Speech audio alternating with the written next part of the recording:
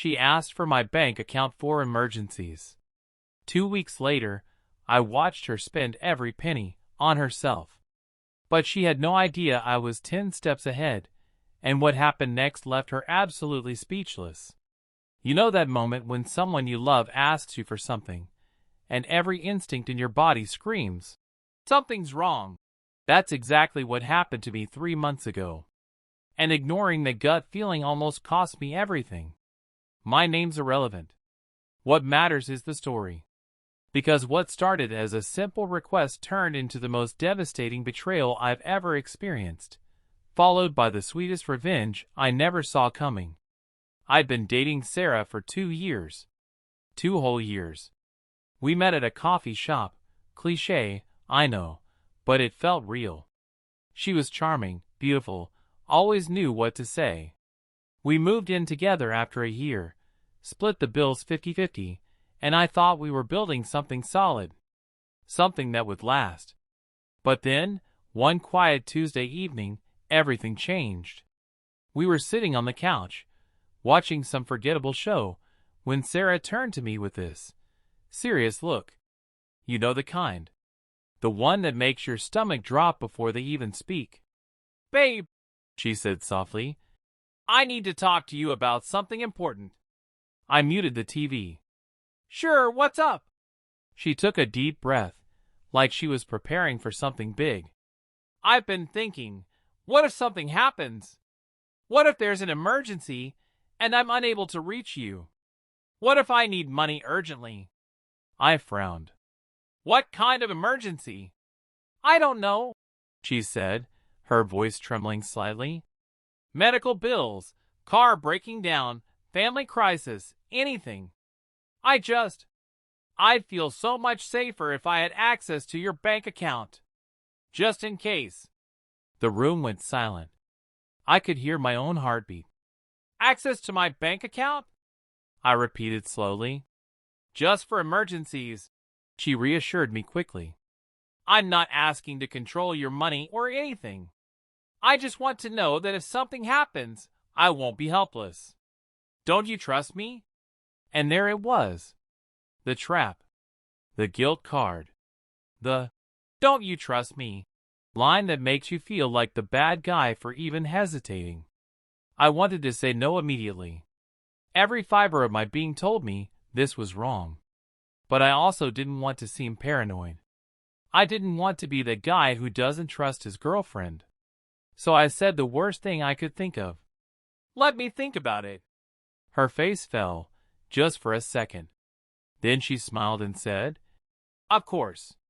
Take your time." But something had shifted. I could feel it.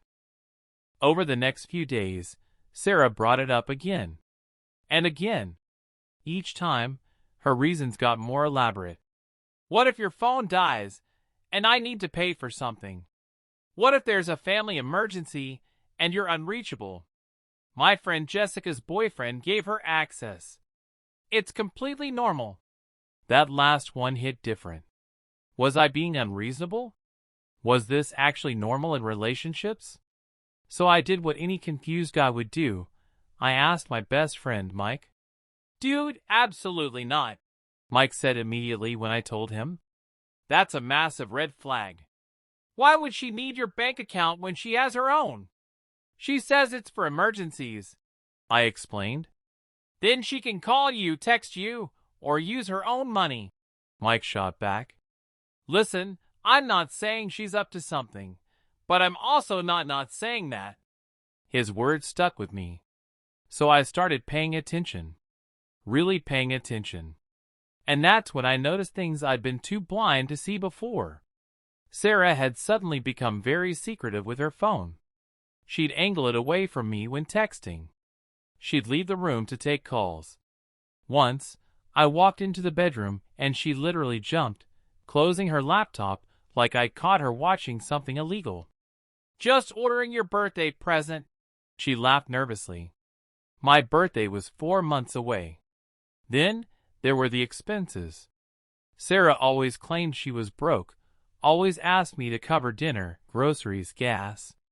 But somehow, she had new clothes every week. New makeup.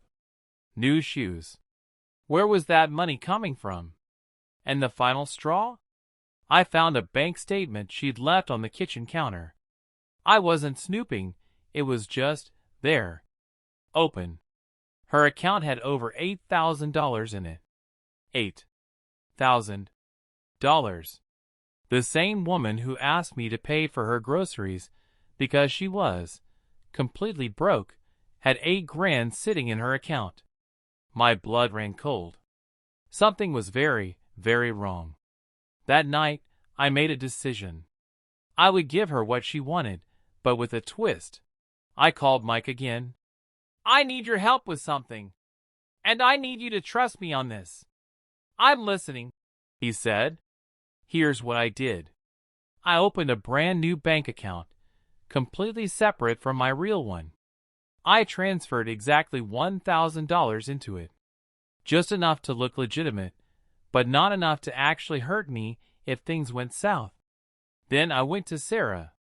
Hey, I said casually that evening. I've been thinking about what you said. About the emergency access thing. Her eyes lit up. Really? Yeah. You're right. We're partners. And if something happens, I want you to feel secure. I handed her a debit card. Here. I added you to my account. She stared at the card like it was made of gold. Oh my God, babe. Thank you so much. This means everything to me. She kissed me, held me tight, told me how much she loved me.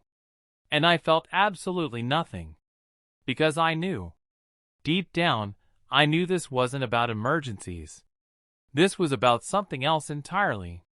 I didn't have to wait long to find out what. 3 days later, I checked the account. $500 gone. Withdrawn at an ATM across town. No emergency. No call. No explanation. I texted her. Hey, did you use the card?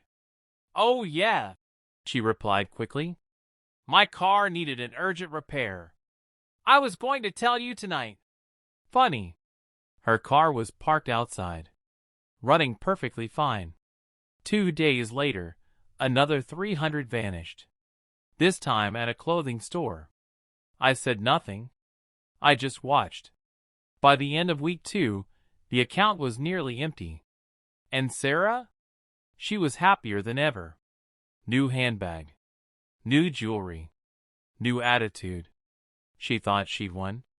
But the game had only just begun. I waited until the account hit zero. Then I made my move. I invited Sarah out to dinner, a nice place, the kind she always wanted to go to but claimed she couldn't afford. She dressed up, all smiles, thinking I was treating her like the princess she believed she was. Halfway through the meal, I leaned forward. So, I said calmly, how's the car? She blinked. What? Your car.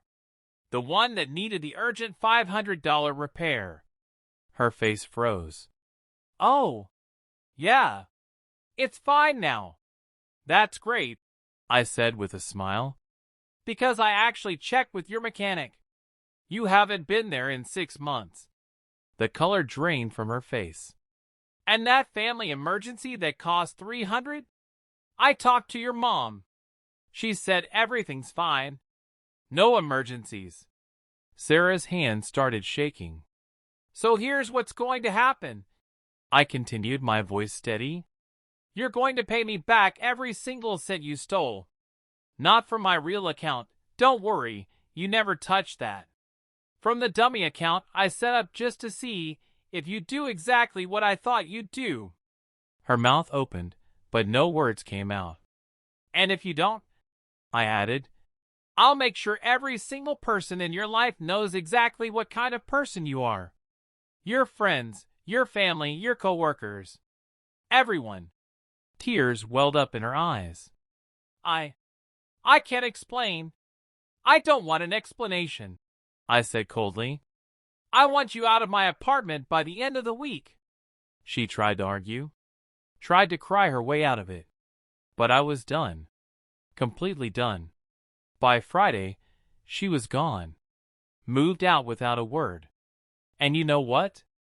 I felt lighter than I had in months. A few weeks later, Mike asked me how I was holding up. Honestly, I said, I'm great.